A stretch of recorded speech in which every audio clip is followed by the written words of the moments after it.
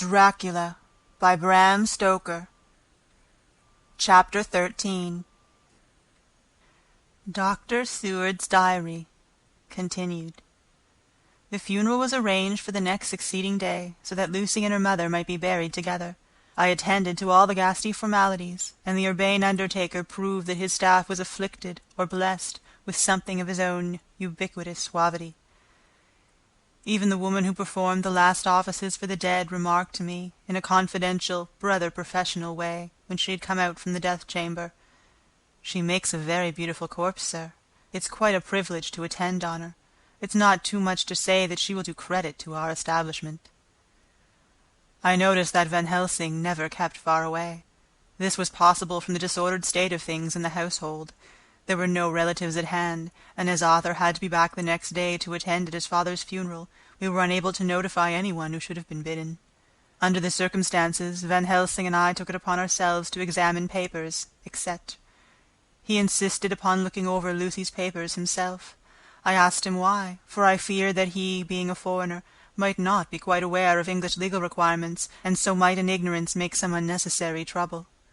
He answered me, I know. You forget that I am a lawyer as well as a doctor, but this is not altogether for the law. You knew that when you avoided the coroner.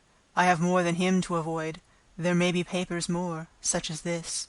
As he spoke, he took from his pocket-book the memorandum which had been in Lucy's breast, and which she had torn in her sleep. "When you find anything of the solicitors for the late Mrs. Westerna, seal all her papers, and write him tonight. For me, I watch here in the room and in Miss Lucy's old room all night, and I myself search for what may be. It is not well that her very thoughts go into the hands of strangers." I went on with my part of the work, and in another half-hour had found the name and address of Mrs. Westerna's solicitor, and had written to him. All the poor lady's papers were in order. Explicit directions regarding the place of the burial were given. I had hardly sealed the letter when, to my surprise, Van Helsing walked into the room, saying, "Can I help you, friend John? I am free, and if I may, my service is to you." "Have you got what you looked for?" I asked. To which he replied, "I did not look for any specific thing. I only hoped to find, and find I have, all that there was. Only some letters and a few memoranda, and a diary new begun. But I have them here, and we shall for the present say nothing of them. I shall see that poor lad tomorrow evening, and, with his sanction, I shall use some." When we had finished the work in hand, he said to me, "And now, friend John, I think we may to bed. We want sleep, both you and I, and rest to recuperate. Tomorrow we shall have much to do, but for tonight there is no need of us, alas." Before turning in, we went to look at poor Lucy. The undertaker had certainly done his work well, for the room was turned into a small chapelle andante.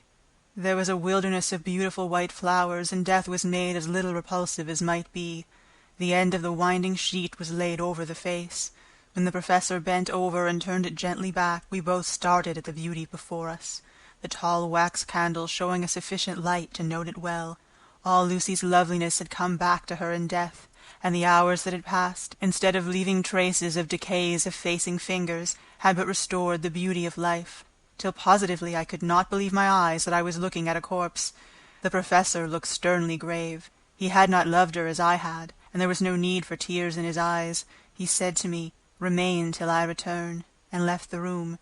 He came back with a handful of wild garlic from the box waiting in the hall, but which had not been opened, and placed the flowers amongst the others on and around the bed. Then he took from his neck, inside his collar, a little gold crucifix, and placed it over the mouth. He restored the sheet to its place, and we came away. I was undressing in my own room when, with a premonitory tap at the door, he entered, and at once began to speak. "Tomorrow I want you to bring me, before night, a set of post-mortem knives." "Must we make an autopsy?" I asked. "Yes, and no. I want to operate, but not what you think. Let me tell you now, but not a word to another. I want to cut off her head and take out her heart." "Ah, you are a surgeon and so shocked. You whom I have seen with no tremble of hand or heart, do operations of life and death that make the rest shudder. Oh, but I must not forget, my dear friend John, that you loved her, and have not forgotten it, for it is I that shall operate, and you must not help. I would like to do it tonight, but for Arthur I must not. He will be free after his father's funeral tomorrow, and he will want to see her, to see it. Then, when she is coffined ready for the next day, you and I shall come when all asleep. We shall unscrew the coffin lid, and shall do our operation, and then replace all, so that none know, save we alone." "But why do it at all? The girl is dead. Why mutilate her poor body without need? And if there is no necessity for a post-mortem, and nothing to gain by it, no good to her, to us, to science, to human knowledge, why do it? Without such it is monstrous." For answer, he put his hand on my shoulder and said, with infinite tenderness, "Friend John, I pity your poor bleeding heart, and I love you the more because it does so bleed. If I could, I would take on myself the burden that you do bear. But there are things that you know not, but that you shall know, and bless me for knowing, though they are not pleasant things. John, my child, you have been my friend now how many years, and yet did you ever know me to do any without good cause? I may err, I am but a man, but I believe in all I do. Was it not for these causes that you sent for me when the great trouble came? Yes. Were you not amazed, nay horrified, when I would not let Arthur kiss his love, though she was dying, and snatched him away by all my strength? Yes. And yet you saw how she thanked me, with her so beautiful dying eyes, her voice, too, so weak, and she kissed my rough old hand and blessed me. Yes. And did you not hear me swear a promise to her, that so she closed her eyes grateful? Yes. Well, I have good reason now for all I want to do. You have for many years, trust me. You have believed me weeks past, when there be things so strange that you might have well doubt. Believe me yet a little, friend John. If you trust me not, that I must think what I think, and that is not perhaps well, and if I work as work I shall, no matter trust or no trust, without my friend trust in me, I work with heavy heart, and feel oh so lonely, when I want all help and courage that may be." He paused a moment, and went on solemnly, "Friend John, there are strange and terrible days before us. Let us not be two, but one. That so we work to a good end. Will you not have faith in me?" I took his hand and promised him. I held my door open as I went away, and watched him go to his room and close the door. As I stood without moving, I saw one of the maids pass silently along the passage. She had her back to me, so did not see me, and go into the room where Lucy lay. The sight touched me. Devotion is so rare, and we are so grateful to those who show it unasked to those we love. Here was a poor girl putting aside the terrors which she naturally had of death, to go watch alone by the bier of the mistress whom she had loved, so that the poor clay might not be lonely till laid to eternal rest. I must have slept long and soundly, for it was broad daylight when Van Helsing waked me by coming into my room. He came over to my bedside and said, "You need not trouble about the knives. We shall not do it." "Why not?" I asked, for his solemnity of the night before had greatly impressed me. "Because," he said sternly, "it is too late, or too early. See!" Here he held up the little golden crucifix. "This was stolen in the night." "How stolen?" I asked in wonder, "since you have it now?" "Because I get it back from the worthless wretch who stole it, from the woman who robbed the dead and the living. Her punishment will surely come, but not through me. She knew not altogether what she did, and thus unknowing she only stole. Now we must wait." He went away on the word, leaving me with a new mystery to think of, a new puzzle to grapple with. The forenoon was a dreary time, but at noon the solicitor came, Mr. Markand, of Holman, Sons, Markand, and Lidderdale. He was very genial and very appreciative of what we had done, and took off our hands all cares as to details. During lunch he told us that Mrs. Westenra had for some time expected sudden death from her heart, and had put her affairs in absolute order. He informed us that, with the exception of a certain entailed property of Lucy's father, which now, in default of direct issue, went back to a distant branch of the family, the whole estate, real and personal, was left absolutely to Arthur Holmwood. When he had told us so much, he went on. Frankly, we did our best to prevent such a testamentary disposition, and pointed out certain contingencies that might leave her daughter either penniless or not so free as she should be to act regarding a matrimonial alliance. Indeed, we pressed the matter so far that we almost came into collision, for she asked us if we were or were not prepared to carry out her wishes. Of course, we had then no alternative but to accept. We were right in principle, and 99 times out of 100 we should have proved, by the logic of events, the accuracy of our judgment. Frankly, however, I must admit that in this case any other form of disposition would have rendered impossible the carrying out of her wishes, for by her predeceasing her daughter, the later would have come into possession of the property, and, even if she had only survived her mother by 5 minutes, her property would, in case there were no will, and a will was a practical impossibility in this case, have been treated at her decease as under intestacy, in which case Lord Godalming, though so dear a friend, would have had no claim in the world, and the inheritors, being remote, would not be likely to abandon their just rights for sentimental reasons regarding an entire stranger. I assure you, my dear sirs, I am rejoiced at the result, perfectly rejoiced." He was a good fellow, but his rejoicing at the one little part, in which he was so officially interested, of so great a tragedy, was an object lesson in the limitations of sympathetic understanding. He did not remain long, but said he would look in later in the day and see Lord Godalming. His coming, however, had been a certain comfort to us, since it assured us that we should not have to dread hostile criticism as to any of our acts. Arthur was expected to arrive at 5 o'clock, so a little before that time we visited the great chamber. It was so in very truth, for now both mother and daughter lay in it. The undertaker, true to his craft, had made the best display he could of his goods, and there was a mortuary air about the place that lowered our spirits at once. Van Helsing ordered the former arrangement to be adhered to, explaining that, as Lord Godalming was coming very soon, it would be less harrowing to his feelings to see all that was left of his fiancée quite alone. The undertaker seemed shocked at his own stupidity, and exerted himself to restore things to the condition in which we left them the night before, so that when Arthur came, such shocks to his feelings as we could avoid were saved. Poor fellow, he looked desperately sad and broken. Even his stalwart manhood seemed to have shrunk somewhat under the strain of his much-tried emotions. He had, I knew, been very genuinely and devotedly attached to his father, and to lose him, and at such a time, was a bitter blow to him. With me he was as warm as ever, and to Van Helsing he was sweetly courteous, but I could not help seeing that there was some constraint with him. The professor noticed it too, and mentioned me to bring him upstairs. I did so, and left him at the door of the room, so I felt he would like to be quite alone with her, but he took my arm and led me in, saying huskily, "You loved her too, old fellow. She told me all about it, and there was no friend had a closer place in her heart than you. I don't know how to thank you for all you have done for her. I can't think yet."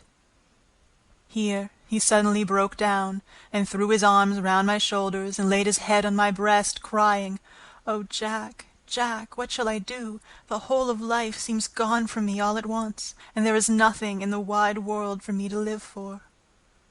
I comforted him as well as I could. In such cases men do not need much expression. A grip of the hand, the tightening of an arm over the shoulder, a sob in unison, are expressions of sympathy dear to a man's heart. I stood still and silent till his sobs died away, and then I said softly to him, "Come and look at her." Together we moved over to the bed, and I lifted the lawn from her face. God, how beautiful she was! Every hour seemed to be enhancing her loveliness. It frightened and amazed me somewhat. And as for Arthur, he fell to trembling, and finally was shaken with doubt as with an ague. At last, after a long pause, he said to me in a faint whisper, "Jack, is she really dead?" I assured him sadly that it was so, and went on to suggest, for I felt that such a horrible doubt should not have life for a moment longer than I could help, that it often happened that after death faces become softened, and even resolved into their youthful beauty, that this was especially so when death had been preceded by any acute or prolonged suffering. I seemed to quite do away with any doubt, and after kneeling beside the couch for a while and looking at her lovingly and long, he turned aside. I told him that this must be good-bye, as the coffin had to be prepared, so he went back and took her dead hand in his and kissed it, and bent over and kissed her forehead. He came away, fondly looking back over his shoulder at her as he came. I left him in the drawing-room, and told Van Helsing that he had said good-bye, so the latter went to the kitchen to tell the undertaker's men to proceed with the preparations and to screw up the coffin. When he came out of the room again, I told him of Arthur's question, and he replied, "I am not surprised. Just now I doubted for a moment myself." We all dined together, and I could see that poor Art was trying to make the best of things.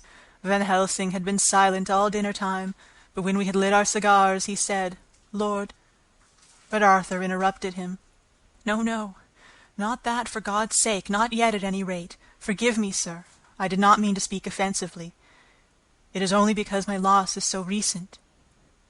The professor answered very sweetly, "I only used that name because I was in doubt. I must not call you Mister, and I have grown to love you. Yes, my dear boy, to love you as Arthur." Arthur held out his hand and took the old man's warmly. "Call me what you will," he said. "I hope I may always have the title of a friend, and let me say that I am at a loss for words to thank you for your goodness to my poor dear." He paused a moment and went on. "I know that she understood your goodness even better than I do, and if I was rude or in any way wanting at the time you acted so, you remember—" The professor nodded. "You must forgive me." He answered with a grave kindness. "I know it was hard for you to quite trust me then, for to trust such violence needs to understand, and I take it that you do not, that you cannot, trust me now, for you do not yet understand, and there may be more times when I shall want you to trust when you cannot, and may not, and must not yet understand. But the time will come when your trust shall be whole and complete in me, and when you shall understand as though the sunlight himself shone through. Then you shall bless me from the first to last for your own sake, and for the sake of others, and for her dear sake to whom I swore to protect." "And indeed, sir," said Arthur warmly, "I shall in all ways trust you. I know and believe you have a very noble heart, and you are Jack's friend, and you are hers. You shall do what you like." The professor cleared his throat a couple of times, as though about to speak, and finally said, "May I ask you something now?" "Certainly." "You know that Mrs. Westenra left you all her property?" "No, poor dear, I never thought of it." "And as it is all yours, you have a right to deal with it as you will. I want you to give me the permission to read all Mrs. Lucy's papers and letters. Believe me, it is no idle curiosity. I have a motive of which, be sure, she would have approved. I have them all here. I took them before we knew that all was yours, so that no strange hand might touch them, no strange eye look through words into her soul. I shall keep them, if I may. Even you may not see them yet, but I shall keep you safe. No word shall be lost, and in good time I shall give them back to you. It is not a hard thing that I ask, but you will do it, will you not, for Lucy's sake?" Arthur spoke out heartily, like his old self. "Dr. Van Helsing, you may do what you will. I feel that in saying this I am doing what my dear one would have approved. I shall not trouble you with questions till the time comes." The old professor stood up as he said solemnly, "And you are right. There will be pain for us all, but it will not be all pain, nor will this pain be the last. We, and you too, you most of all, dear boy, will have to pass through the bitter water before we reach the sweet. But we must be brave of heart and unselfish, and do our duty, and all will be well." I slept on a sofa in Arthur's room that night. Van Helsing did not go to bed at all. He went to and fro as if patrolling the house, and was never out of sight of the room where Lucy lay in her coffin, strewn with the wild garlic flowers, which sent through the order of lily and rose a heavy, overpowering smell into the night. Mina Harker's Journal, 22 September. In the train to Exeter, Jonathan sleeping. It seems only yesterday that the last entry was made, and yet how much between then. In Whitby, and all the world before me, Jonathan away, and no news of him, and now, married to Jonathan, Jonathan a solicitor, a partner, rich, master of his business, Mr. Hawkins dead and buried, and Jonathan with another attack that may harm him. Some day he may ask me about it. Down it all goes. I am rusty in my shorthand. See what unexpected prosperity does for us, so it may be as well to freshen it up again with an exercise anyhow. The service was very simple and very solemn. There were only ourselves and the servants there, one or two old friends of his from Exeter, his London agent, and a gentleman representing Sir John Paxton, the president of the Incorporated Law Society. Jonathan and I stood hand in hand, and we felt that our best and dearest friend was gone from us. We came back to town quietly, taking a bus to Hyde Park Corner. Jonathan thought it would interest me to go into the Row for a while, so we sat down. But there were very few people there, and it was sad-looking and desolate to see so many empty chairs. It made us think of the empty chair at home, so we got up and walked down Piccadilly. Jonathan was holding me by the arm, the way he used to in the old days before I went to school. I felt it very improper, for you can't go on for some years teaching etiquette and decorum to other girls, without the pedantry of it biting into yourself a bit.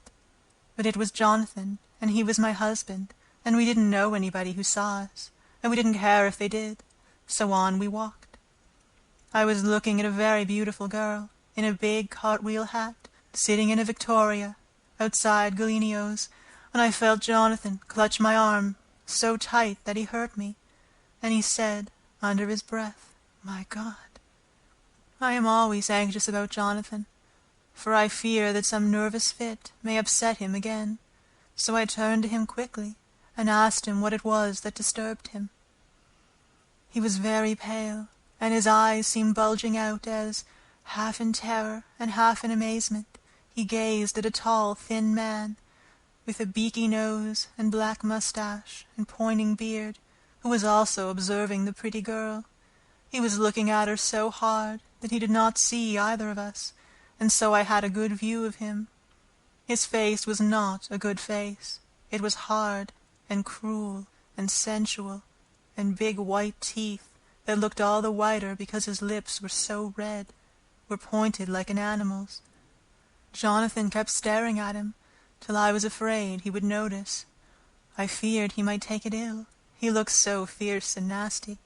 I asked Jonathan why he was disturbed, and he answered, evidently thinking I knew as much about it as he did, "Do you see who it is?" "No, dear," I said. "I don't know him. Who is it?" His answer seemed to shock and thrill me, for it was said as if he did not know that it was me, Mina, to whom he was speaking. "It is the man himself." The poor dear was evidently terrified at something, very greatly terrified. I do believe that if he had not had me to lean on and to support him, he would have sunk down. He kept staring. A man came out of the shop with a small parcel, and gave it to the lady, who then drove off. The dark man kept his eyes fixed on her, and when the carriage moved up Piccadilly, he followed in the same direction, and hailed a hansom. Jonathan kept looking after him, and said, as if to himself, "I believe it is the Count, but he has grown young. My God, if this be so! Oh, my God, if only I knew, if only I knew!" He was distressing himself so much that I feared to keep his mind on the subject by asking him any questions, so I remained silent. I drew away quietly, and he, holding my arm, came easily. We walked a little further, and then went in and sat for a while in the Green Park. It was a hot day for autumn, and there was a comfortable seat in a shady place. After a few minutes staring at nothing, Jonathan's eyes closed, and he went quickly into his sleep, with his head on my shoulder. I thought it was the best thing for him, so did not disturb him. In about 20 minutes he woke up, and said to me, quite cheerfully, "Why, Mina, have I been asleep? Oh, do forgive me for being so rude. Come, and we'll have a cup of tea somewhere." He had evidently forgotten all about the dark stranger. As in his illness, he had forgotten all that this episode had reminded him of. I don't like this lapsing into forgetfulness. It may make or continue some injury to the brain. I must not ask him, for fear I shall do more harm than good, but I must somehow learn the facts of his journey abroad. The time has come, I fear, when I must open the parcel, and know what is written. Oh, Jonathan, you will, I know, forgive me if I do wrong, but it is for your own dear sake. Later, a sad homecoming in every way, the house empty of the dear soul who was so good to us. Jonathan still pale and dizzy under a slight relapse of his malady, and now a telegram from Van Helsing, whoever he may be. "You will be grieved to hear that Mrs. Westenra died 5 days ago, and that Lucy died the day before yesterday. They were both buried today." Oh, what a wealth of sorrow in a few words! Poor Mrs. Westenra, poor Lucy, gone, never to return to us, and poor Arthur, to have lost such a sweetness out of his life. God help us all to bear our troubles. Dr. Seward's Diary, continued. 22 September. It is all over. Arthur has gone back to Ring, and has taken Quincey Morris with him. What a fine fellow is Quincey! I believe in my heart of hearts that he suffered as much about Lucy's death as any of us, but he bore himself through it like a moral Viking. If America can go on breeding men like that, she will be a power in the world indeed. Van Helsing is lying down, having a rest preparatory to his journey.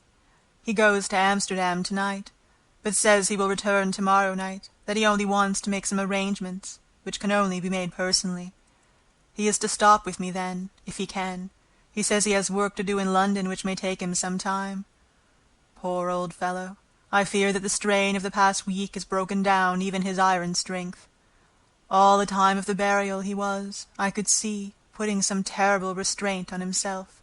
When it was all over, we were standing beside Arthur, who, poor fellow, was speaking of his part in the operation, where his blood had been transfused to his Lucy's veins. I could see Van Helsing's face grow white and purple by turns. Arthur was saying he felt since then as if they two had been really married, and that she was his wife in the sight of God. None of us said a word of the other two operations, and none of us ever shall. Arthur and Quincy went away together to the station, and Van Helsing and I came on here.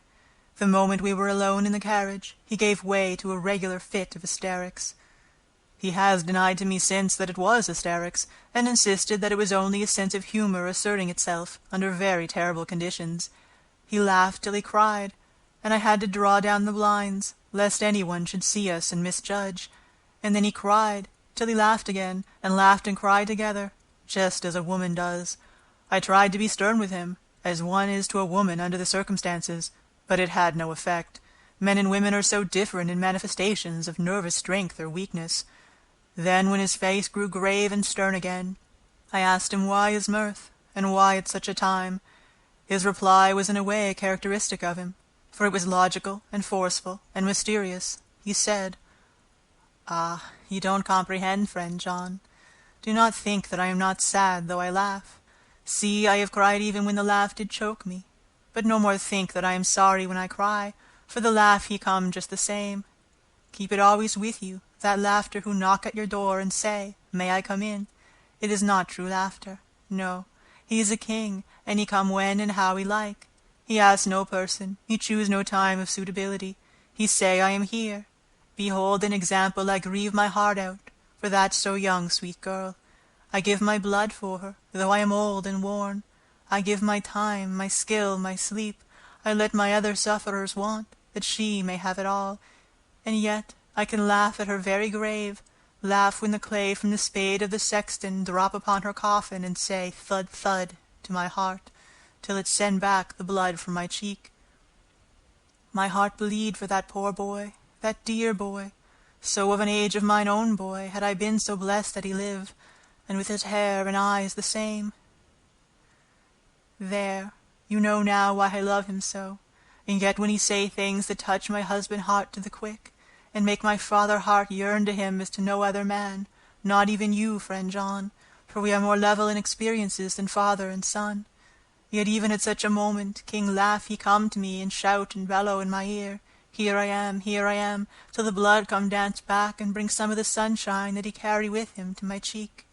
Oh, friend John, it is a strange world, a sad world, a world full of miseries and woes and troubles, and yet when King Laugh come, he make them all dance to the tune he play. Bleeding hearts and dry bones of the churchyard, and tears that burn as they fall, all dance together to the music that he make with his smileless mouth of him. And believe me, friend John, that he is good to come, and kind. Ah, we men and women are like ropes drawn tight with strain that pull us different ways. Then tears come, and like the rain on the ropes they brace us up, until perhaps the strain become too great, and we break. But King Laugh he come like the sunshine, and he ease off the strain again, and we bear to go on with our labor, what it may be. I did not like to wound him by pretending not to see his idea, but as I did not yet understand the cause of his laughter, I asked him.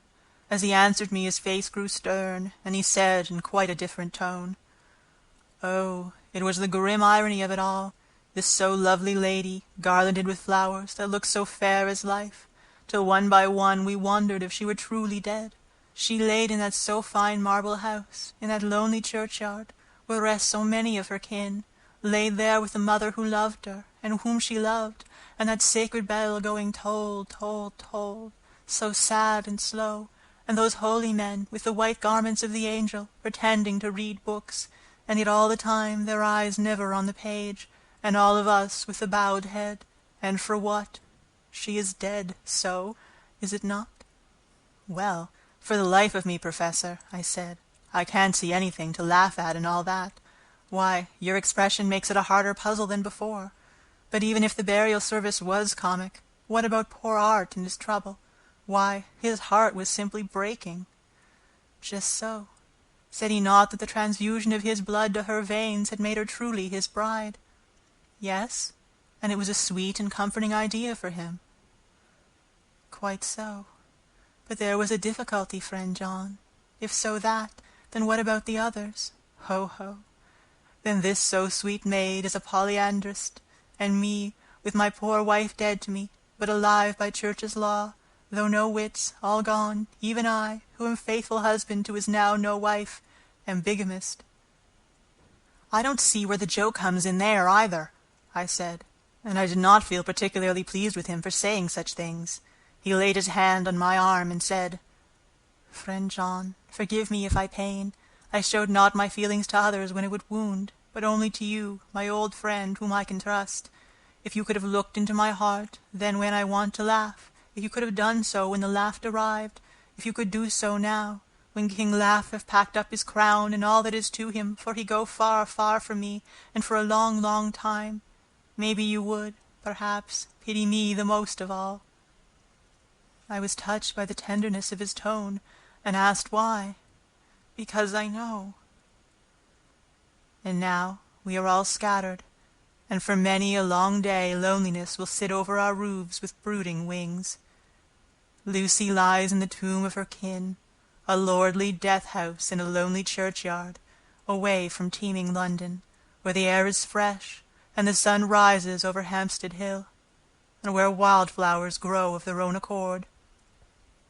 So I can finish this diary, and God only knows if I shall ever begin another. If I do, or if I even open this again, it will be to deal with different people and different themes, for here at the end, where the romance of my life is told, ere I go back to take up the thread of my life work, I say sadly and without hope, Fini. The Westminster Gazette, 25 September, a Hampstead Mystery. The neighborhood of Hampstead is just at present exercised with a series of events which seem to run on lines parallel to those of what was known to the writers of headlines as the Kensington Horror, or the Stabbing Woman, or the Woman in Black. During the past 2 or 3 days, several cases have occurred of young children straying from home or neglecting to return from their playing on the heath. In all these cases, the children were too young to give any properly intelligible account of themselves, but the consensus of their excuses is that they had been with a bloofer lady. It has always been late in the evening when they have been missed, and on 2 occasions the children had not been found until early in the following morning. It is generally supposed in the neighborhood that, as the first child missed gave his reason for being away that a bloofer lady had asked him to come for a walk, the others had picked up the phrase and used it as occasion served. This is the more natural, as the favorite game of the little ones at present is luring each other away by wiles. A correspondent writes us that to see some of the tiny tots pretending to be the bloofer lady is supremely funny. Some of our characterists might, he says, take a lesson in the irony of grotesque by comparing the reality and the picture. It is only in accordance with general principles of human nature that the bloofer lady should be the popular role at these al fresco performances. Our correspondent naively says that even Ellen Terry could not be so winningly attractive as some of these grubby-faced little children pretend, and even imagine themselves to be. There is, however, possibly a serious side to the question, for some of the children, indeed all who have been missed at night, have been slightly torn or wounded in the throat. The wound seems such as might be made by a rat or a small dog, and although of not much importance individually, would tend to show that whatever animal inflicts them has a system or method of its own. The police of the division have been instructed to keep a sharp lookout for straying children, especially when very young, in and around Hampstead Heath, and for any stray dog which may be about. The Westminster Gazette, 25 September, Extra Special, The Hampstead Horror. Another child injured, the bloofer lady. We have just received intelligence that another child missed last night was only discovered late in the morning under a furze bush at the Shooter's Hill side of Hampstead Heath, which is perhaps less frequented than the other parts. It has the same tiny wound in the throat as has been noticed in other cases. It was terribly weak, and looked quite emaciated. It too, when partially restored, had the common story to tell of being lured away by the Bloofer lady. End of chapter 13. Recorded by Marlo Diane. April 21st to 26, 2006. Pisgah West, Prince Edward Island.